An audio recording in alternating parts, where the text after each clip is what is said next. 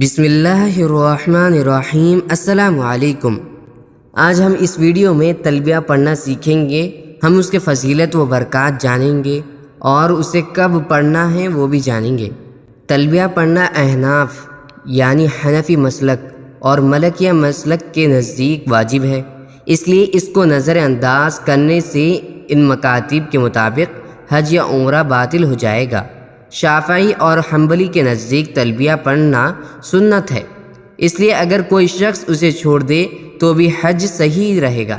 حدیث پاک کا مفہوم ہے کہ سہیل بن سعد رضی اللہ تعالی عنہ سے روایت ہے کہ رسول اللہ صلی اللہ علیہ وسلم نے فرمایا، کوئی مسلمان ایسا نہیں جو تلبیہ کہے سوائے اس کے کہ اس کے دائیں بائیں زمین کے آخر تک، یہاں سے وہاں تک، پتھر یا درخت یا مٹی تلبیہ کہے۔ یہ سنن ترمذی میں روایت ہے۔ اس تلبیہ کو کب کب پڑھنا چاہیے؟ حج اور عمرے کے دوران زیادہ سے زیادہ تلبیہ پڑھنا چاہیے۔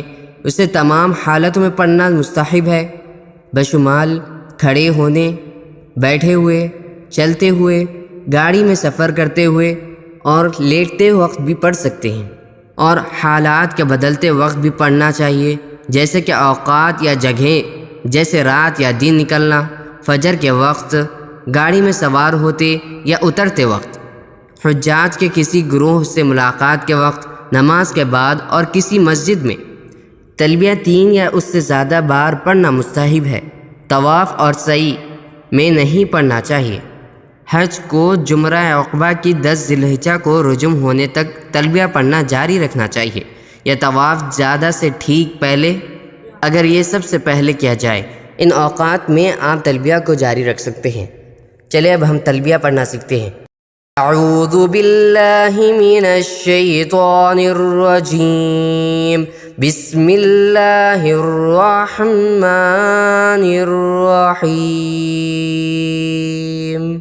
لبیک اللہم لبیک، لبیک اللہم لبیک، لبیک اللہم لبیک، لبیک لا شریک لک لبیک، لبیک لا شریک لک لبیک، لبیک لا شریک لک لبیک، ان الحمد ان الحمد ان الحمد والنعمت والنعمت والنعمت لک والملک لک والملک لک والملک لا شریک لک لا شریک لک لا شریک لک۔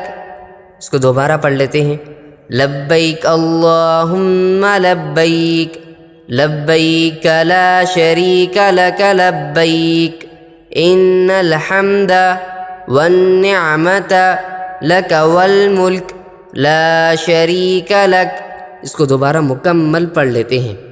لبیک اللہم لبیک، لبیک لا شریک لک لبیک، ان الحمد والنعمت لک والملک لا شریک لک۔ ترجمہ: حاضر ہوں اے میرے رب، میں حاضر ہوں، تیرا کوئی شریک نہیں، میں حاضر ہوں، بے شک تو ہی تعریف کے لائق ہے، اور نعمت تیری ہی ہے، بادشاہی تیری ہی ہے، تیرا کوئی شریک نہیں۔